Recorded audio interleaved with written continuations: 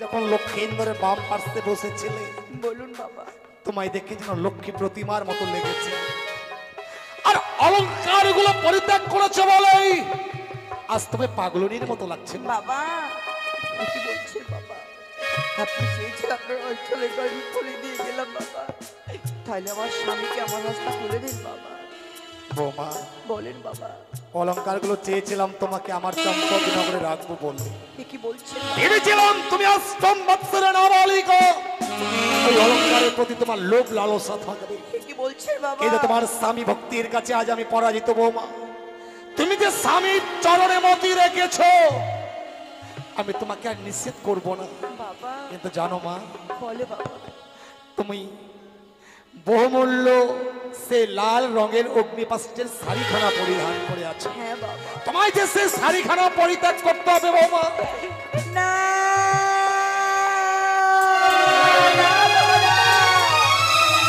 আপনি এত নিষ্ঠুর হয়ে যাবেন না বাবা, যাবেন না।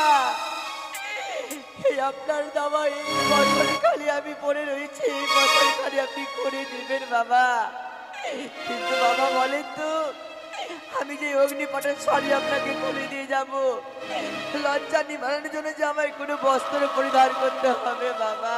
বৌমা বাবা তুমি আমার মনের ব্যথাটা বুঝতেই পারলে না। বাবা অগ্নিপাস্টের শাড়িখানা কেন চাইলাম জানো? কেন বাবা? তুমি ভগবান দর্শনে অগ্রসর হবে।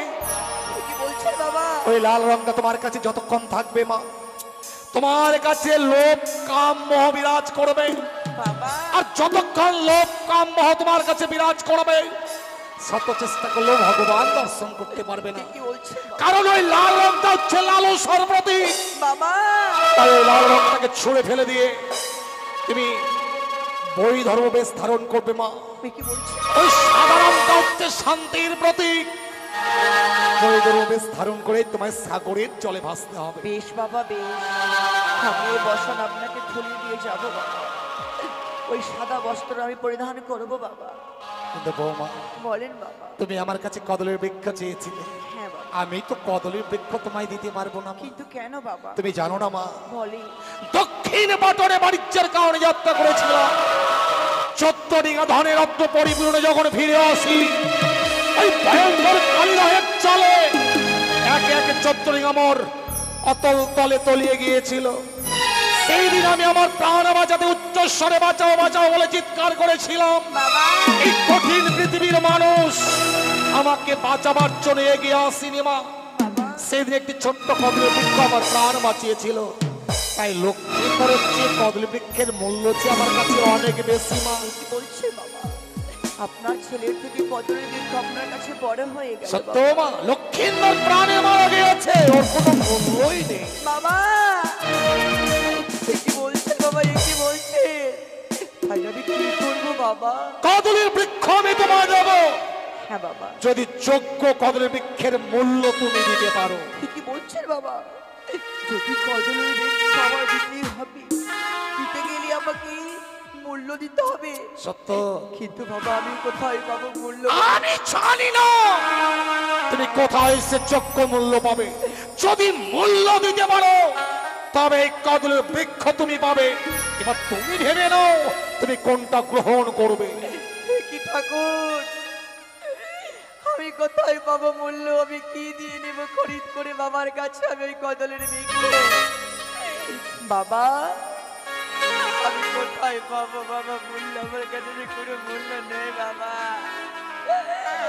আপনি কি দিতে পারেন না বাবা ওই কদলের বৃক্ষ আমায় তুলে বাবা? বৌমা, বলেন বাবা। কিছু পেতে গেলে কিছু দিতে হয় না। কি বলছেন? কদলের বৃক্ষ নেবে, মূল্য দেবে না তা তো হয় না। আমি কি মূল্য দেবো বাবা? প্রয়োজন বোধে তুমি ভিক্ষের 40 স্কন্ধে ধারণ করে কি বলছেন? তারে ধারে ভিক্ষে করবে। বেশ বাবা বেশ, যখন আপনি বলেছেন আমি এই মুহূর্তে ভিক্ষে করবো, একমাত্র কদলের ভিক্ষের জন্য। বেশ, তুমি কদলের বৃক্ষের মূল্যের ব্যবস্থা করো, আমি কিছুক্ষণ সময় দিলাম। তোমরা যা পারবে আমায় দেবে গো, তোমরা যা পারবে এই দেখুন দেবে গো, দেবে দাও গো মা দাও। ও তোমরা ভিক্ষে দাও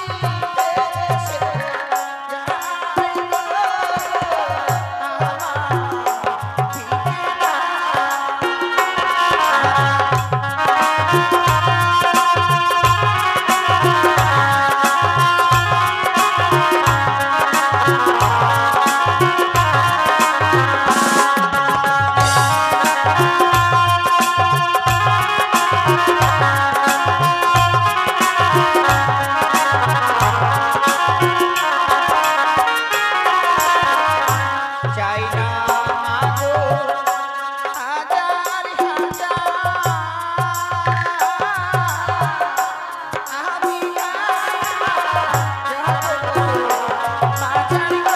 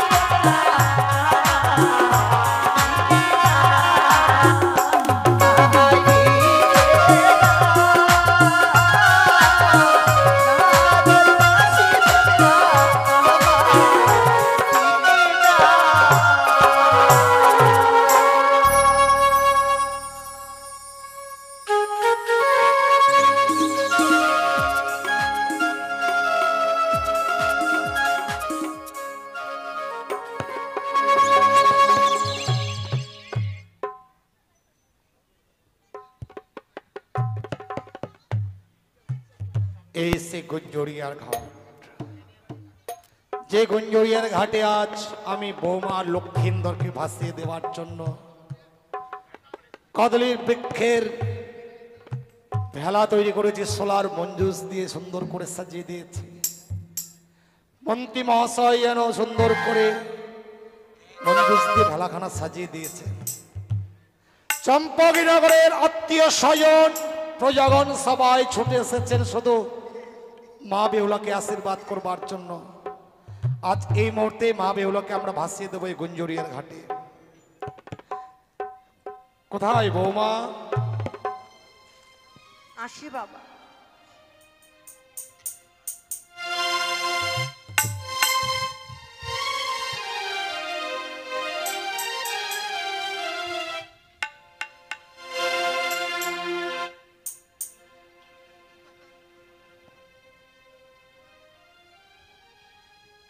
বাবা, বাবা চেয়ে দেখেন বাবা, আজ আমায় কেমন মানিয়েছে বাবা, আপনি একবার চেয়ে দেখেন। বৌমা, বাবা আজ শ্বশুর ঠাকুর হয়ে এই দৃশ্য দেখবো কোনোদিন আশা করিনি মা। বাবা অষ্টম বছরের নাবালিকা বৌমা আজ বৈদুর্ভ বেশ ধারণ করে আমার সম্মুখে এসে দাঁড়িয়েছে। জানো মা, বলেন বাবা। গত নিশীতে আমি আমার জীবিত সন্তান লক্ষিন্দরকে তোমার হাতে তুলে দিয়েছিলাম বাবা। একটি নিশি গত হতে না হতে আজ জীবিত লক্ষিন্দরের পরিবর্তে মৃত্যু সন্তান লক্ষিন্দরকে আমি তোমার হাতে তুলে দিচ্ছি। বেশ বাবা। কিন্তু একটি কথা কি জানো? বলেন বাবা। তুমি স্বামীকে দিয়ে সাগরের জলে ভাসবে মা। হ্যাঁ বাবা। জীবনে অন্যায় পথে পা বাড়াবে না। বেশ বাবা। অন্যের উচ্ছিষ্ট গ্রহণ করবে না মা। বেশ বাবা। জেনে রাখবে, সতীর দেবতাপতি জীবনের সার, ভাবে বুঝিতে এসেছি চরণ তাহার। পতি জ্ঞানে পতি ধ্যান পতি যে দেবতা, নারী জাতি প্রতিপীড়ে কেমনে হইবে প্রতিব্রতা। দুষ্ট মিষ্টি স্বামী হয় তবু বঞ্চন ঘর, বাবা দয়াল অধীন ভাই তব বিয়ের পর হয়ে যায় পর। এসো মা। কিন্তু একটি কথা কি জানো মা? বলেন বাবা। তুমি যে তোমার স্বামীকে নিয়ে সাগরের জলে ভাসবে, হ্যাঁ বাবা। কবে তুমি সেই দেবপুরে গিয়ে পৌঁছবে, কবে তোমার স্বামীর তুমি প্রাণ ফিরিয়ে নেবে, তার কি কোনো সত্যির প্রমাণ আছে মা? বাবা আজ আমি আপনাকে নিদর্শন দিয়ে যাচ্ছি বাবা, একে এক করে। তাই দাও মা, তাই যে দাও। দেখেন বাবা, এক কড়া তেলে আমি জেলে গেলাম বাতি, বাতি জ্বলবে দিবারাতি, তেল কমবে না, এক রতি জানবেন আপনার বৌমা রয়েছে মহাসতী। যে দেখেন বাবা, রয়েছে শুকনো কাঠ, যেদিন গজাইবে পাত জানিবেন বেহুলা পেয়েছে পানের পাননা। যে দেখেন বাবা, রয়েছে সিদ্ধ ধান, যেদিন বজাইবে অঙ্ক জানবেন বেহুলা গেছে দেবপুর। বাবা, যে দেখেন বাসর দ্বারে রয়েছে মৌরা মৌরি অঙ্কিত করে, যেদিন যাবে পান পেয়ে রে, আমরা সকলে আসবো চম্পলাতে ফিরে। বাবা, আপনাকে নিদর্শন দিয়ে গেলাম বাবা, দিয়ে গেলাম। তাই হবে মা, আমায় ভাসিয়ে দিন বাবা, ভাসিয়ে কিন্তু দিন। আজকের দিন তুমি মরা নিয়ে খেলতে যাচ্ছ। বাবা, মরা নিয়ে খেলা করে ডোমেরো। আজ যখন তুমি মরা নিয়ে খেলবে, তাই তোমার শ্বশুর ঠাকুর হয়ে আমি তোমায় অভিশাপ করছি বৌমা। কি বলছেন বাবা? এই মরার কারণে একদিন তোমার ডোমা নিঃশ্বাস হবে। না! বাবা, বাবা, আজ আশীর্বাদের বদলে আপনি আমাকে অভিশাপ দিলেন বাবা, অভিশাপ দিলেন। আপনার এই অভিশাপ আমি আশীর্বাদে ভেবে মস্তকে ধারণ করে আমি অকল সাগরে ভেসে যাব বাবা, আমি ভেসে যাব বাবা, ভেসে যাব। এই নাও মা, এই নাও আমার সন্তান লক্ষিন্দরকে। তুমি কি সত্যি চলে যাবে? বিদায় বাবা। যাবার সময় তো বিদায় বলতে হয় না মা, বলো যে আসি। হাসি বাবা। যেও না মা, তুমি যেও না বাবা, বৌমা।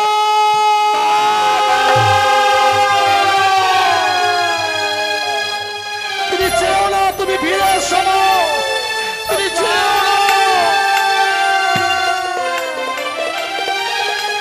বলি বাবা গো,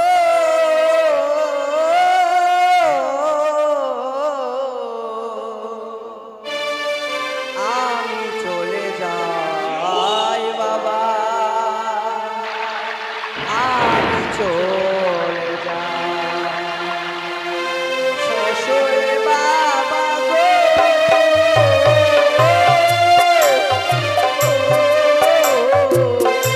আমি চলে যাই বাবা, আমি চলে যাই।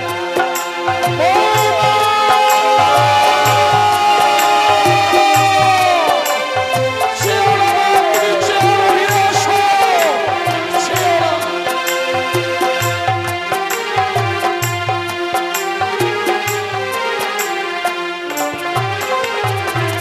বলি বাবা গো,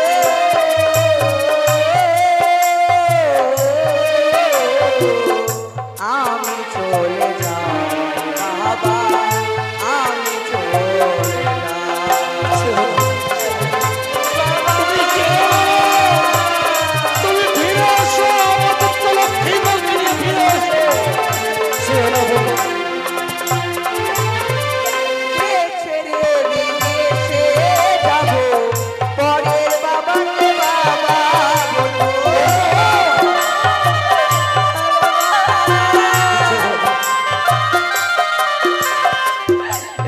ছেড়ে বিদেশে যাব, পরের মাকে পাবো বলবো।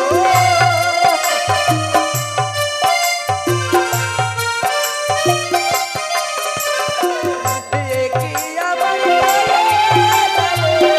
হয়ে গেল না, আমি চলে যাই বাবা, আমি চলে যাই ওরে বাবা গো,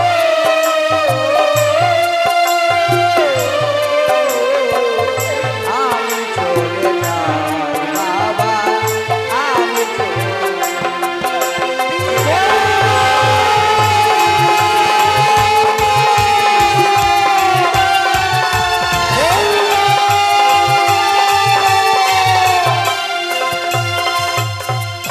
গেল। হতভাগী যেন কাঁদতে কাঁদতে মৃত স্বামী বক্ষে ধারণ করে সাগরের জলে ভাসতে ভাসতে চলে গেল। ওগো, ওগো করুণাময় ঈশ্বর, তুমি বৌমাকে আশীর্বাদ করো ঠাকুর। বৌমা যেন তার মল ওই শঙ্খ শ্রীমন্তের সিঁদুর আবার ফিরিয়ে পায়, সে যেন আবার এই চম্পগী নগরে ফিরে আসতে পারে। বৌমা,